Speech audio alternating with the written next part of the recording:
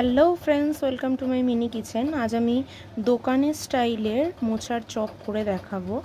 তো ফার্স্টেই আমি এখানে কড়াইটা গরম করার জন্য বসিয়ে দিয়েছি। এরপর আমি এটাতে তেল দিয়ে দিলাম, সর্ষের তেল দিলাম একটু বেশি পরিমাণে।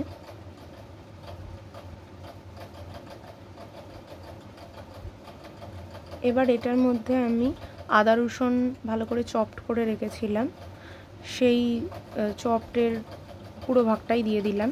তার সাথে কাঁচা লঙ্কা, পেঁয়াজ কুচি সমস্ত কিছু দিয়ে নিলাম।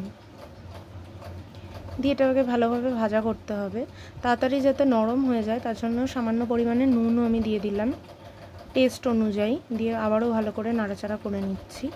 পেঁয়াজটাই কিন্তু একটু ভালো বাদামি কালার করে ভেজে নিতে হবে।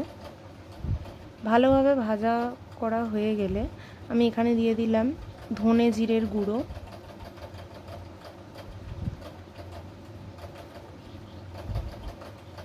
তার সাথে আমি মোচা আর আলুটাকে সিদ্ধ করে রেখেছিলাম। তো এখানে মোচা আর আলুটাকে আমি এখানে অ্যাড করে দিলাম, দিয়েও ভালোভাবে আবার মিক্স করে নিচ্ছি।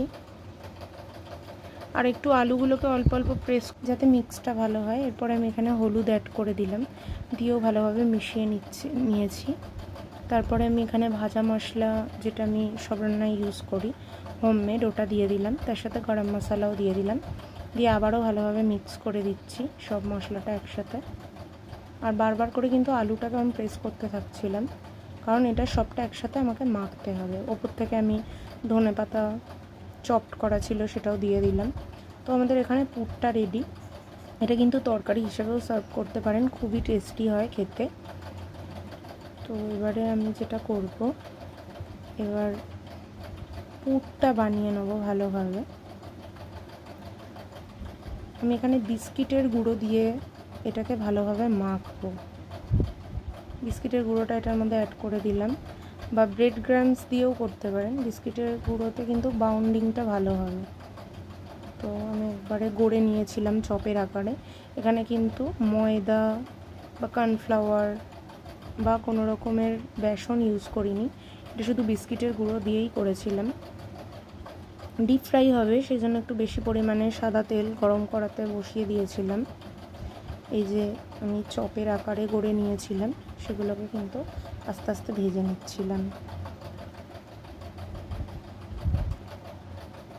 একটা পিঠ ভালোভাবে হয়ে গেলে নেক্সট পিঠটাকে উল্টে দিতে হবে। একটু টাইম নিয়ে ভাজতে হবে, নাহলে কিন্তু গুঁড়িয়ে যেতে পারে চপগুলো। টমেটো সসের সাথে সার্ভ করেছিলাম। এটা সন্ধেবেলা স্ন্যাক্সে বা ভাতের সাথেও খেতে পারেন, খুবই টেস্টি হয়। বাড়িতে অতি অবশ্যই ট্রাই করবেন এইভাবে একবার করে, আমাকে জানাবেন কীরকম লাগলো। এটা নিরামিষভাবেও করা যেতে পারে, সেম প্রসেস, শুধু পেঁয়াজটা বাদ দিয়ে করলেই হবে। কারণ আমরা রসুনটাকে আঁশ বলে ধরি না, নিরামিষই ধরি। তো সেই জন্য আমরা রসুন দিয়েও করি মাঝে মাঝে, যদি নিরামিষ খাওয়ার থাকে। তো আমার এখানে ভাজাটা হয়ে গেছে, আমি তুলে নিলাম সব কটাকে। একই প্রসেসে আমি আরও ছেড়ে দেবো চপগুলোকে তেলের মধ্যে ফ্রাই করে নেওয়ার জন্য। টমেটো সস দিয়ে সার্ভ করলাম। কেমন লাগলো অতি অবশ্যই জানাবেন। Thanks for watching.